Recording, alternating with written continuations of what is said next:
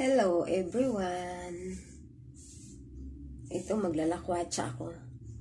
Hindi naman lakwatsa. Lakwatsa na may purpose. Magdi-deliver ako ng gamot na aking binibenta. Ito food supplement. Sayang din kasi yung dagdag pambili ng bigas. Maghahanda ako. Mag-isa lang ako sa buhay dito. Kaya kailangan kong kumayod para sa sarili ko at para sa aking nanay, mga pamangkin. Yan, mga kapatid ko. Malungkot man sa buhay ang mag-isa. Wala akong magawa kasi yun yung itinakda.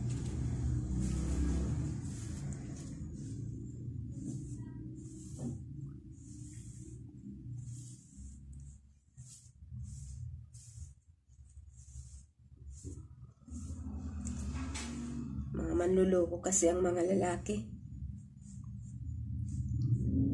Hindi ko naman nilina lahat, pero mostly talaga. 99.9%. Mas marami ang manluloko talaga. Kaya kawawa yung mga babaeng nagtitiwala. Mayroon din namang babaeng manluloko. Pero mas marami ang lalaki talaga. Charos lang. May pinagdadaanan lang ang inyong inday. Ano yan?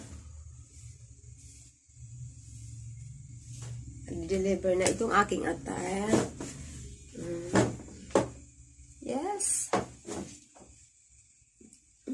Bye-bye. Thank you for watching. Yan, nilagyan ko naman siya ng blazer. Ayan lang, para di masyadong obvious. Masyadong obvious yung kaluluwa ni Inday. Diba? Ganyan lang siya.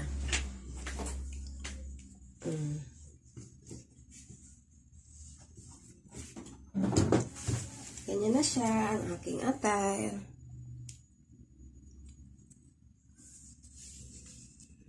O, diba?